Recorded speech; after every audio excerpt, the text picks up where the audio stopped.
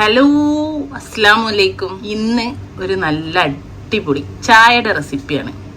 ചായ ഇഷ്ടംപോലെ റെസിപ്പി ചെയ്തതാണ്, നിങ്ങൾക്ക് എല്ലാവർക്കും അറിയുകയും ചെയ്യാം. പക്ഷെ ഇന്നൊരു 2 ലെയർ ടീ കാണുമ്പോൾ തന്നെ മനസ്സിലാവും. 2 ലെയറായിട്ട് അടിയിൽ പാലും മേലെ ചായയും കാണുന്നുണ്ട് അല്ലേ.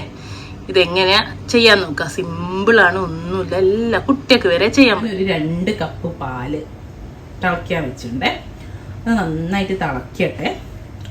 അതിലേക്ക് നമുക്ക് പഞ്ചസാരയും ചേർത്ത് കൊടുക്കണം. തിളച്ചോട്ടെ, എന്നിട്ട് ചേർത്ത് കൊടുക്കുക പഞ്ചസാര. നന്നായിട്ട് തിളക്കട്ടെ. അപ്പോൾ പാലൊരു ഭാഗത്ത് വെച്ചിട്ടുണ്ട്. ഇപ്പോൾ പാലൊന്ന് തിളച്ച് വന്നോട്ടെ. എന്നിട്ട് നമുക്ക് വേറൊരു പാത്രത്തിൽ കട്ടൻ ചായ തിളപ്പിക്കാൻ വെക്കണം. ഇപ്പോൾ തണുത്ത പാല് ഫ്രിഡ്ജിൽ നിന്ന് എടുത്തിട്ട് ഇപ്പോൾ പാല് വെച്ചിട്ടുണ്ട്. ഇനി ഇതാ അതേപോലെ ഞാൻ വേറൊരു പാത്രത്തിൽ 1 കപ്പ് വെള്ളം വെച്ചിട്ടുണ്ട്. നമ്മൾ കട്ടൻ ചായ ഉണ്ടാക്കുക നല്ല സ്ട്രോങ് ഉള്ള നമ്മൾ മധുരം ഇടുന്നത് പാലിലാണ്. കട്ടൻ ചായയിൽ ചായപ്പൊടിയും നിങ്ങൾക്ക് ഏലക്ക വേണമെങ്കിൽ ഏലക്ക ഇടാം, അങ്ങനെ ഉണ്ടാവില്ല. അങ്ങനെ എന്തെങ്കിലുമൊക്കെ സ്പൈസസ് ക്ലോവോ അങ്ങനെയൊക്കെ ചേർത്തണമെങ്കിൽ ചേർത്താൽ പഞ്ചസാര ചേർത്തരുത് കേട്ടോ. നമ്മൾ 2 ലെയർ ചായയിൽ സിമ്പിളാണ് ഉണ്ടാക്കാൻ. നമ്മൾ ഷോപ്പിലൊക്കെ ഉണ്ടാക്കുമ്പോൾ എന്തോ സംഭവമാക്കി തരുന്നൊരു ചായ എന്ന് മാത്രമേ ഉള്ളൂ. അപ്പം നമ്മൾ കട്ടൻ ചായ ഒരു പാത്രത്തിൽ ഉണ്ടാക്കുന്ന പാലൊരു ഭാഗത്ത് തിളയ്ക്കാൻ വെച്ചിരിക്കുന്നത്. രണ്ടും ആവട്ടെ. വെള്ളം തിളച്ച് നമുക്ക് ചായപ്പൊടി ഇട്ട് കൊടുക്കാം. അവിടെ പാല് തിളച്ചിട്ട് അതിൽ പഞ്ചസാര ഇട്ട് കൊടുക്കാം. അപ്പോൾ ഇതാ നമ്മൾ കട്ടൻ ചായ ഉണ്ടാക്കാൻ വെച്ച വെള്ളം നന്നായി തിളക്കിയിട്ടുണ്ട്. അപ്പോൾ ഞാൻ അതിലേക്ക് നല്ല കടുപ്പുള്ള ചായക്കുള്ള 1 ടേബിൾ സ്പൂൺ ഇട്ട് കൊടുത്തിട്ടുണ്ട്.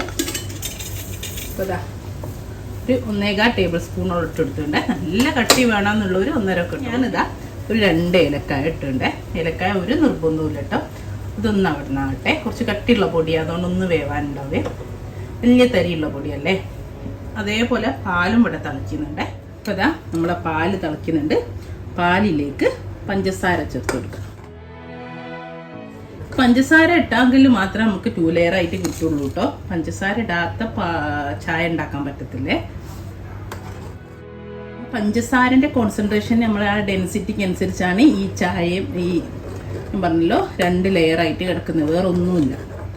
അപ്പോൾ പഞ്ചസാര ഇല്ലെങ്കിൽ നമുക്ക് 2 ലെയർ ചായ കിട്ടത്തില്ല.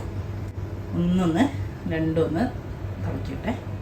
അപ്പം നമ്മുടെ കട്ടൻ ചായ ഇവിടെ റെഡി ആയിട്ട് ഞാനിതാ ഒരു അരിപ്പയിലൂടെ ഒരു പാത്രത്തിലേക്ക് പൊരിച്ച് ഇവിടെ വെക്കട്ടെ. നല്ല കട്ടിയുള്ള ചായയാണ്. ഇനിതാ ഞാൻ 2 ചായ ഗ്ലാസ് എടുത്ത് വെച്ചിട്ടുണ്ട്. അതിലേക്ക് നമ്മളിപ്പോൾ ഇതാ തിളപ്പിച്ച് പഞ്ചസാര ഇട്ടിട്ട് മിക്സ് ചെയ്ത് വെച്ച് ചായല്ല പാല് ഒരു മുക്കാൽ ഗ്ലാസ് 1/2 ഗ്ലാസിൻ്റെ മേലായിട്ട് ഒഴിച്ചു കൊടുക്കേ. ഇല്ല, തിളച്ച പാലാണേ. ഞാൻ തിളച്ചോന്ന് നിൽക്കുന്നിടത്ത് നിന്നാണ് എടുത്തൊഴിച്ചത്. എന്നിട്ട് നമ്മളിപ്പോൾ അരച്ച് വെച്ച് കട്ടൻ ചായ ഉണ്ട് ഇവിടെ. ഇതിലേക്ക് ഒരു കുഞ്ഞ് സ്പൂണ് വെച്ച് കൊടുക്കാം. എന്നിട്ട് നമ്മൾ ഈ സ്പൂണിലേക്ക് വെച്ചിട്ട് മെല്ലെ കട്ടൻ ചായ വെച്ച് കൊടുക്കാം.